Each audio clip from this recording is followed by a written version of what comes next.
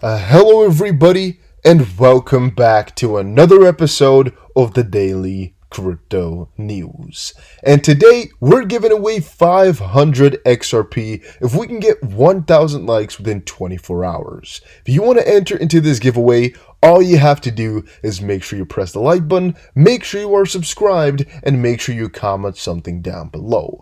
If we hit 2k likes, we'll double the XRP. If we hit 3k likes, we'll double it once more. So yes, you could also win 2,000 XRP, which is actually really insane if you think about it. But guys, quickly do that and let's get into our episode of today, as there is quite a lot to talk about. But first, make sure you follow me over on Twitter, guys. I've not been too active for a couple of days right now, but I'm going to be getting back into it. I just had to take a little bit of time off to just chill a little bit. Now I'm fully back and we're going to hit it harder than ever, so go ahead and check it out. Marcus Treacher just posted on Twitter something relatively interesting. He said, "More of my thoughts on the rapidly changing landscape of cross-border payments and why DLT, which is distributed ledger technology, and digital assets really matter." Of course, Marcus Treacher is the head of customer success over at Ripple, and it is a response on Twitter to Ripple themselves, who said, "Why is now the right time to revolutionize global payments? Learn how banks can leverage blockchain technology today to emerge as industry leaders tomorrow." And I've actually really thought about why they posted this a lot, and I'm actually noticing that they've put up less and less new stuff and more filler.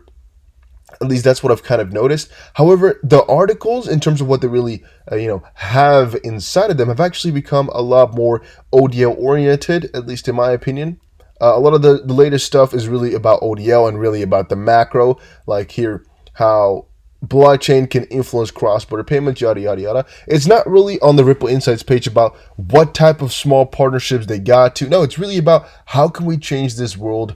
How is the regulation affecting this world? How is ODL or XRP playing a role in all of that? Really positive to a certain degree, even though there's not really any short-term progress being shown here. It's kind of just reflection and insights, really. I mean, it's on the insights page, I know, but it's not insights into their partnerships or anything like that, which some people find really annoying and really bad from the company. I personally would say it's okay. It's just some good stuff to read, and they are making progress all day. So in the end, it's still a good thing.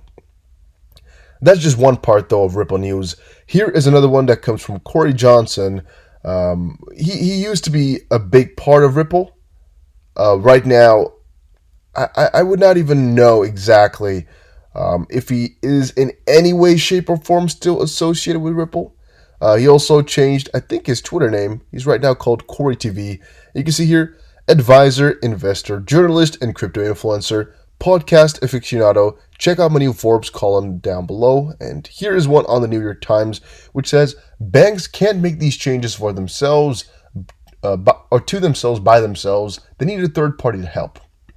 And I think that's a very good point, a very solid one, because if you think about it, these banks, they all want to do it on their own, right? We know with JPM and actually every other bank that's ever been made, they want to create a certain currency which is stable, and then kind of let everything run on that.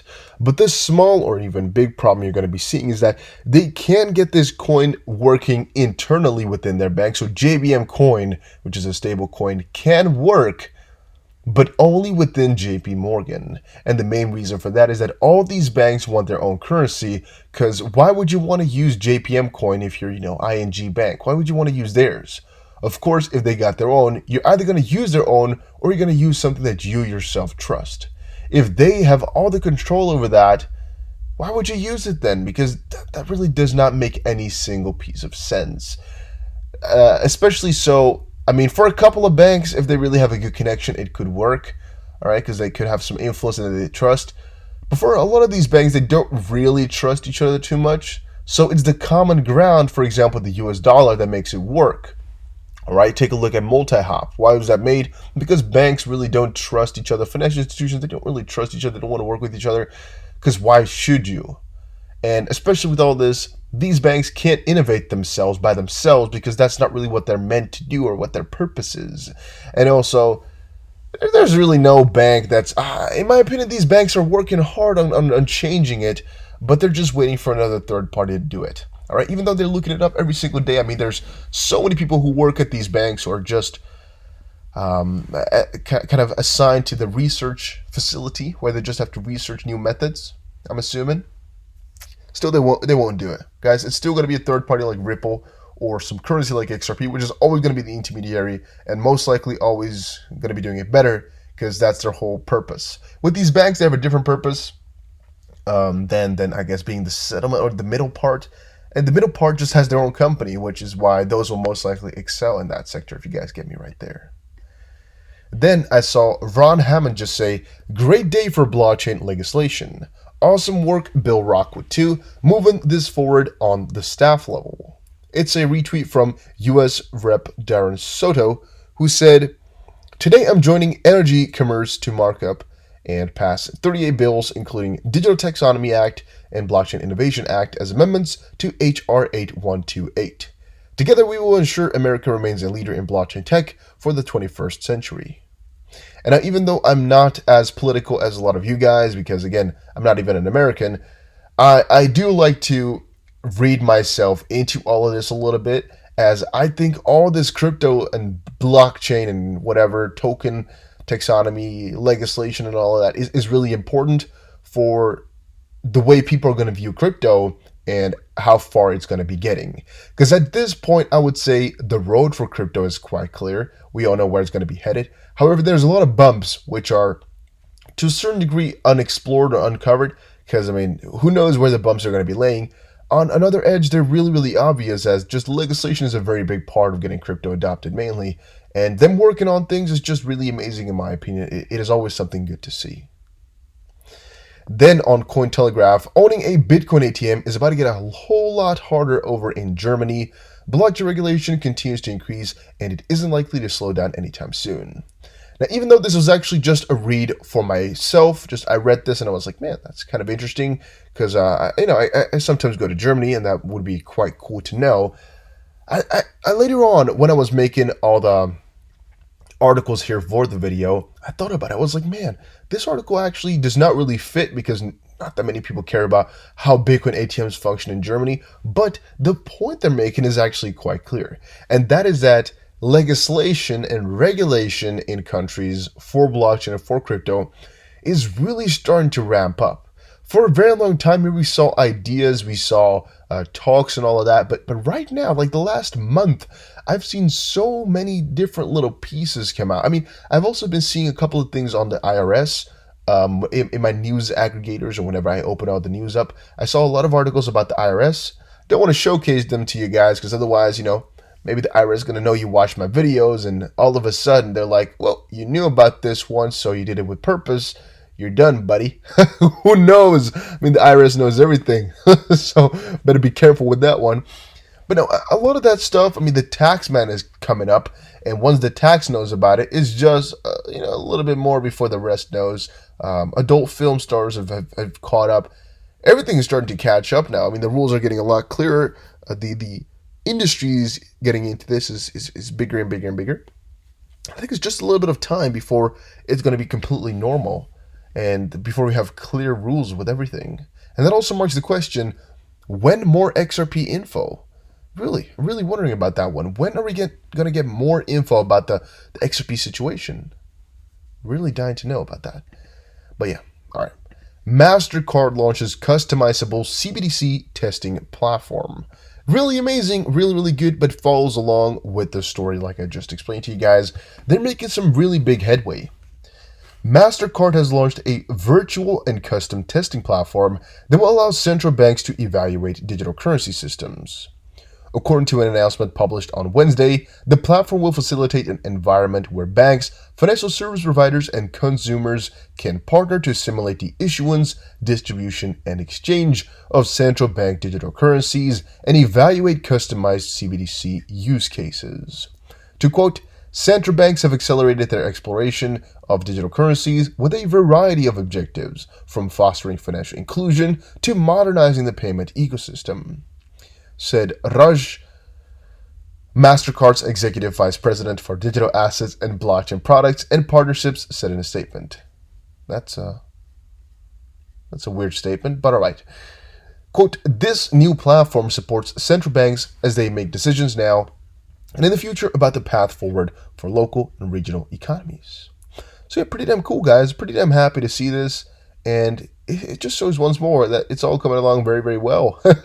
Piece by piece, it is all getting to a better goal. Really cool. Bitcoin trading not for the faint of heart, says Barry Silbert. Digital currency group DCG is flexing its balance sheet muscle once again. The parent company of Grayscale Investments revealed it is acquiring London-based crypto exchange Luno, and DCG CEO Barry Silbert noted that most of the companies in the Bitcoin space are seeing some fantastic growth this year despite the pandemic. What I would say about that one is right now, there's a lot of crypto companies that are soaring because people are amid this pandemic looking for some different ways to innovate. And if people start to look for innovation, they start to kind of look for crypto and hedge assets like cryptocurrency. And what you see with that as well, moving on a little bit forward, is that these crypto companies do better. Because, I mean, people are going to be putting more money into it. People are going to be looking them up. And these crypto companies, since they're doing better, they hire more people and they become bigger and bigger and bigger. You guys get it, right? It's the circle. So it's not, in my opinion, crazy at all, even though the correlation is there. All right, and even though U.S. stocks might be going down amidst the pandemic and all things, I mean, that was for a little bit. Actually, in the end, the stocks, it's hard to actually pinpoint and say accurately what stocks really did amongst the pandemic. Because, I mean, yes, it did take a pitfall, but in the end, it came out better on top than where it was at. So it's a little bit difficult. We just took a little bit of a break. But in the end, anybody who bought ever before could have still been in profit if they sold. So, yeah, thinking about that one, it's really not that obvious if you ask me. This article said skeptics argue U.S. stocks correlation a major problem for Bitcoin in 2020. Skeptics argue that Bitcoin continued coupling with the U.S. stocks may be a problem. Bitcoin and equities continue to be correlated in the short term, and a strengthening U.S. dollar might alter the fate of the market moving forward. And this is all just speculation, though. I mean, we don't have any real numbers except for the correlation. You can really calculate that one. But what the problem is going to be, whether, what was the second part? No, I guess this one is kind of true. Bitcoin and equities continue to be correlated. That's just a fact. A strengthening U.S. dollar might, set some stranger fate or something like that. That's still, again, another piece of speculation because we don't know either if the U.S. dollar is going to be recovering or no. And second of all, what the consequence of that could or would be. In my opinion, though, there's still a higher chance it's going to be falling a little bit, but it's so difficult. It's so difficult to accurately pinpoint. Here in March is when, in my opinion, everything kind of hit the fan, because then the numbers of CV, if you guys know what I mean with that one, that little abbreviation, since we don't want to say that word out loud, started to really ramp up, and the pandemic kind of hit something. I mean, it wasn't there really before, and that's also what you see in the U.S. dollar, where it just it kind of fades away with all of that. Here you can see the dollar currency index, but again, what the consequence is going to be and if it's going to really ramp up from here on forward, it's still hard to tell. What is known though is that it's not following the same trend anymore for a little bit, but again, it might still fall down further. Who knows? 1,000 new token pairs added to Uniswap in 1 week. Buyers beware. Well, what I just want to say to you guys is be careful with Uniswap. Be careful you don't lose your money. All right, just guys, be careful.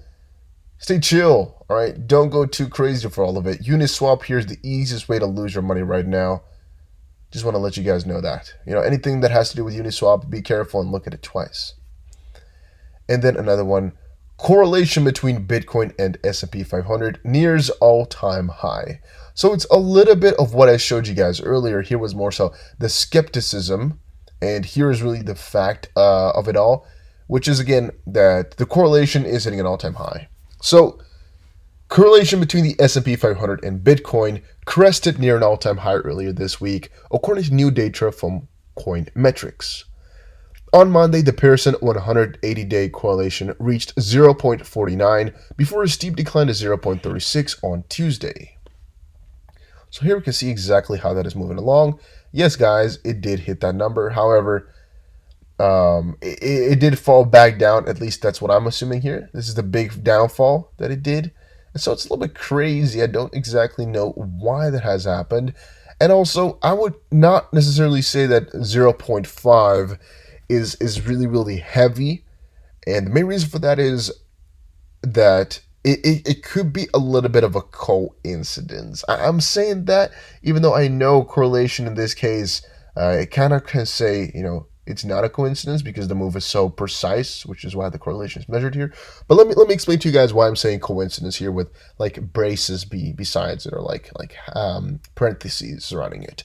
The main reason I'm saying that is because it's not a coincidence how these prices are moving, because I mean, it's shown right in the correlation. Now, what I mean is, I think it's a little bit of a coincidence in the sense that people are buying and selling Bitcoin and crypto kind of in the same fashion as they're doing with stocks, because at this point it's not really apparent yet if crypto is really a good hedge, if it's really a good store of value or anything along those lines, and people still see it as a normal investing instrument, or maybe even as a currency a little bit.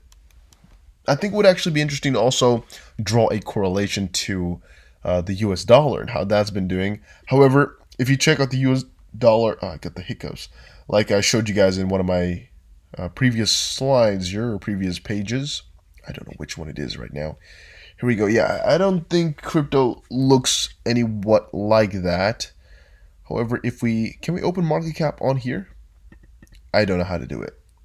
This is for 1 month on market cap. This is for 1 year of US dollar though. So no, okay, that's not. There must be a way to open market cap, but I forgot how to do it. Maybe it's one of these buttons here. I don't want to press anything though, just to be sure. I'll check it out later and I'll talk about it in one of the other videos that's coming out. On this note though, again, I think people are not seeing it for what it is yet, and people just see it as another investing instrument, which is why the price is also not, I guess, ramping up when stocks go down. It just keeps falling because people lose their faith in investments and things like that. And logically speaking, they would, if they lose their faith in the US dollar, go for something like Bitcoin or crypto. I don't think we're at that stage yet. And institutional investors, they don't want to be in something which is so risky and which might really fall quickly. There's also another problem, which is that the big Cold War and trading between the US and China affects crypto in the same manner in which it affects stocks.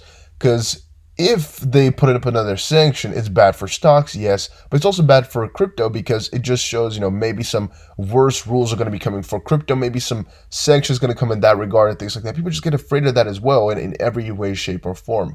And so sometimes I'm thinking that they should have a good correlation, and sometimes I'm thinking, no, it's just temporary. But as of this point, I can't tell, guys. I just know that I think eventually they'll switch over. But you can't be too certain, all right? You can't be. So let's just hope it's going to be exactly the opposite way, where it's just if stock goes up, Bitcoin goes down, and the other way around as well, getting to a -1 correlation or a perfect inverse correlation would be very, very positive. But yeah, we'll see. Guys, that was it for today's video. Hopefully you all enjoyed it. If you did, make sure you press the like button and subscribe. And I will definitely see you guys again in another crypto video. I think there's 2 more coming out today. Got a ton of stuff to talk about, really, guys. A ton. I have so much stuff. It is insane. So yeah, again, stay tuned. More is coming. And I'll see you guys again in another one. Take care, guys. Have a very nice day.